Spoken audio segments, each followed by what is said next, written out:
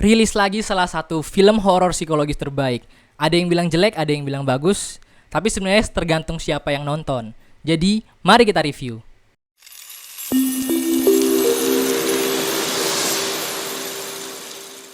Siksa Kubur merupakan film ke-10 Joko Anwar. Buat kalian yang belum tahu Joko Anwar merupakan salah satu sutradara, penulis yang berasal dari Indonesia.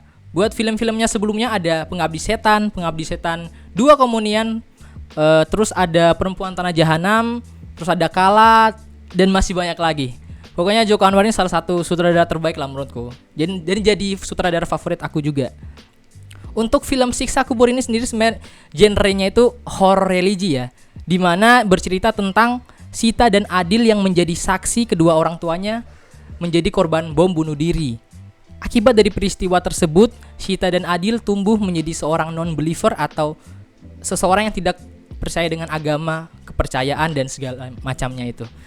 Dan Sita dan Adil ini ingin membuktikan sebenarnya siksa kubur itu ada atau enggak sih, nyata atau enggak sih. Nah, inilah premis yang dibangun dari film ini, dimana simple aja sih sebenarnya.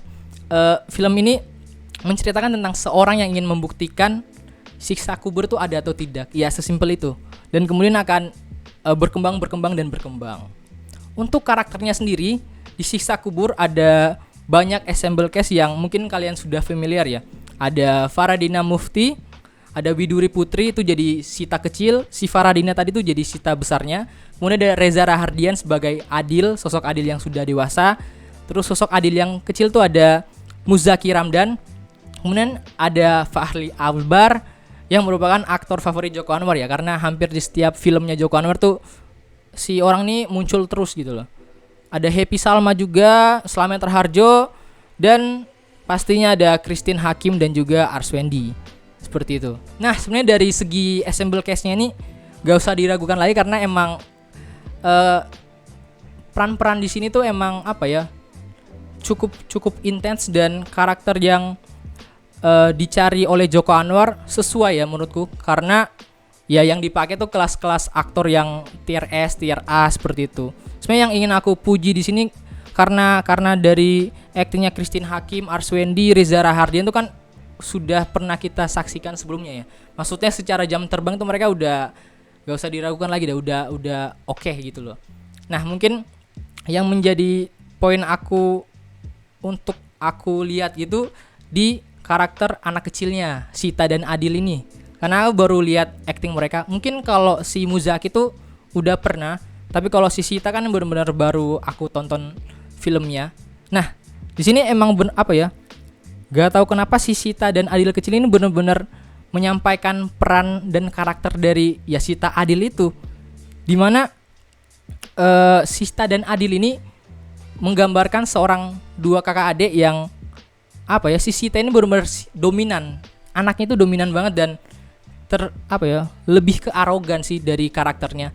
Sedangkan si Adil ini walaupun dia sosok kakak, tapi dia tuh orang yang manutan, orang yang enggak dulu deh, orang yang enggak gitu bisa bertanggung jawab sebagai seorang kakak gitu loh. Sosok kakaknya tuh enggak terlalu nampak di sini. Dan itu pun berlanjut sampai mereka dewasa, di mana yang diperankan oleh Reza Rahardian dan Faradina. Nah, yang aku salut di sini tuh si Reza Rahardian tuh bener-bener mampu, cuy. Maksudnya persis banget karakter yang dia perankan di sini, dia bangun secara persis seperti Adil kecil, di mana dari gesturnya, di mana dari pergerakan jalannya, terus kayak mimik-mimik wajahnya itu bener-bener sama gitu loh. Sebagai ya balik lagi si Adil itu yang sosok kakak tapi nggak kayak kakak gitu loh. Nah, untuk dari segi ceritanya sebenarnya film ini tuh bener-bener pace-nya lambat banget, film slow burn lah istilahnya. Gimana ketika kalian nonton tuh akan disuguhkan dengan babak awal, mereka akan dibuat akan ada pengenalan karakter yang bener-bener lambat gitu. Kalau kalian ekspektasikan film horor yang dari awal langsung horor dar gitu, ya kayaknya kurang cocok dengan kalian, karena benar-benar di babak awal ini karakternya dikenalkan dari awal, si Sita dan Adil ini, terus latar belakang kenapa mereka bisa menjadi seorang seperti itu, terus gimana si Sita ini yang akhirnya menjadi seorang yang tidak percaya agama, itu benar-benar dibuat dan dijelaskan dengan rinci dan detail gitu loh di babak awal ini. Nah sebenarnya untuk tipikal filmnya Joko Anwar kan emang kebanyakan seperti ini gitu loh. Alurnya dan ceritanya tidak dibuat dengan jelas. Karena biasanya kalau teman-teman yang emang udah kebiasa dengan film-film Joko Anwar mungkin akan suka, tapi kalau teman-teman yang emang baru dengan jenis tipikal film-film seperti ini yang emang agak-agak dibuat ceritanya gak jelas, gak disuguhi gitu, akan kurang tertarik kalau nonton film ini. Tapi mungkin itu yang menjadi ciri khas dari film Joko Anwar ini ya, dimana ketika kita nonton dari awal sampai akhir kita dibuat bertanya-tanya apa sih yang terjadi, apa sih yang ingin disampaikan oleh penulis ceritanya, apa sih sebenarnya yang menjadi motif dan pesannya tuh apa gitu loh. Itu yang benar-benar diekspor di film ini. Oke, sebenarnya di babak kedua film itu aku sempat ngerasa bingung dan dibuat mikir gitu loh, karena benar-benar secara alur film ini kan slow burn tapi banyak hal yang tidak dibuat secara eksplisit. Benar-benar implisit, kita akan mengartikan sendiri, oh ini maksud dari sini tuh apa, maksud dari karakter ini ngomong ini tuh apa. Jadi kalian semua akan dibuat bingung lah istilahnya, seperti itu. Ya balik lagi, ini film adalah film horor psikologis, jadi kalian gak akan menemukan hantu-hantu di mana-mana, dari scene 1, 2, 3 hantu, scene 2 jump scare. Ya gak akan banyak seperti itu gitu loh.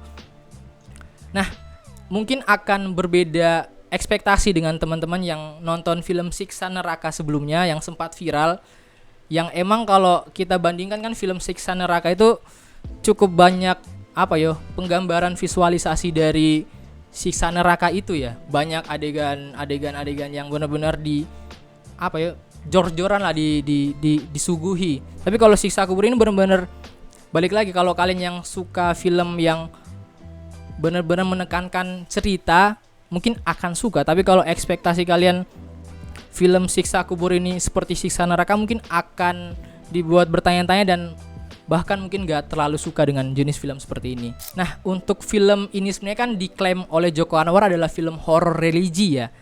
Tapi sebenarnya yang menjadi nilai positifnya ini, walaupun pendekatannya Islami, tapi aku bilang mungkin di sini filmnya tuh benar-benar dikemas lebih universal dan menurutku bisa dipahami oleh semua agama. Jadi menurutku ketika nonton, pendekatan Islam yang dipakai itu tidak begitu detail dan tidak begitu benar-benar jadi film ini tuh benar-benar bisa dipahami oleh semua agama dan keyakinan apapun gitu loh, untuk bisa mengambil sisi pesan dari film ini. Apapun itu kalian pasti bisa paham sih dengan maksud dari tujuan film ini.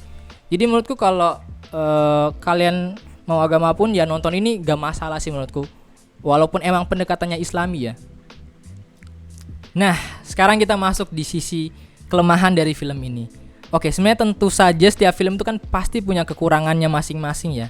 Tapi ini dari opiniku aja ya. Mungkin agak bias, tapi menurutku yang jadi kekurangan dari film Siksa Kubur ini adalah di bagian CGI atau animasi dari, terutama di scene Siksa Kuburnya sih, di babak ketiga. Mungkin yang sudah nonton mungkin akan relate, di mana visualisasi dari scene Siksa Kubur itu mungkin karena ekspektasiku kan saat menonton kan ya dari judulnya kan Siksa Kubur ya, mungkin aku berharap adegan disturbing, adegan gore-nya itu lebih benar-benar dibuat secara realistis atau secara lebih disturbing gitu loh. Tapi ternyata scene Siksa Kuburnya itu menurutku secara visualisasi siksa kuburnya sendiri itu agak sedikit kecewa menurut aku, mengecewakan lah buat aku. Tapi mungkin lebih ke di bagian visualnya sih, gimana siksa kubur yang di adegan terakhir itu kalau kalian tonton tuh agak ini tuh sebenarnya gimana sih, maksudnya kalian akan bingung gitu loh, ini kartuniska atau gimana ya. Mungkin agak sedikit spoiler, tapi yang aku tonton tuh aku ngerasa seperti itu, jadi kayak kurang aja gitu loh dari segi CGI-nya gitu loh, terutama di bagian animasi di dalam kuburnya ya, yang saat adegan terakhir itu menurutku agak sedikit kecewa sih yang pas nonton. Tapi tetap benar-benar mencekam gitu loh filmnya, benar-benar kalian akan dibuat ini nih bentuk siksa kuburnya gitu loh. Ya balik lagi nih film tentang siksa kubur ya. Ya seperti itu. Itu mungkin salah satu kekurangan dari film ini ya, menurut opiniku. Oke, mungkin itu aja review dari aku. Sebenarnya balik lagi kayak yang aku bilang di awal kan, film ini jelek bagusnya itu tergantung siapa yang nonton dan kalian tuh suka atau enggak gitu loh. Sebenarnya ya balik lagi film itu kan selera ya. Dan menurutku sebenarnya film siksa kubur ini tuh cukup idealis dan segmented karena Joko Anwar berani buat nayangin di Lebaran yang ternyata filmnya tuh bukan film yang menurutku pribadi bukan film yang bisa bisa dicerna dan bisa dinikmati oleh semua orang. Dan itu balik lagi film ini benar-benar idealisnya Joko Anwar aja sih, seperti itu. Nah mungkin melihat dari pro kontra yang terjadi ya, menurutku karena kan balik lagi ke selera. Untuk mengetahui selera kalian ya kalian bisa nonton dulu untuk tahu nih kalian suka atau enggak dengan film ini. Ya itu balik lagi dengan selera kalian. Mungkin kalau dikasih rating untuk film ini, karena mungkin bias juga ya, karena aku penikmat filmnya Joko Anwar, aku kasih 8/10. Oke, itu saja mungkin video review dari aku. Terima kasih yang sudah mau menonton, sudah mau menghabiskan kuotanya buat nonton video review aku ini. Walaupun mungkin tayangnya agak sedikit telat ya dari hari penayangan, tapi gak apa-apa, mungkin semoga kalian bisa menikmati. Jangan lupa buat subscribe, like, dan komen juga.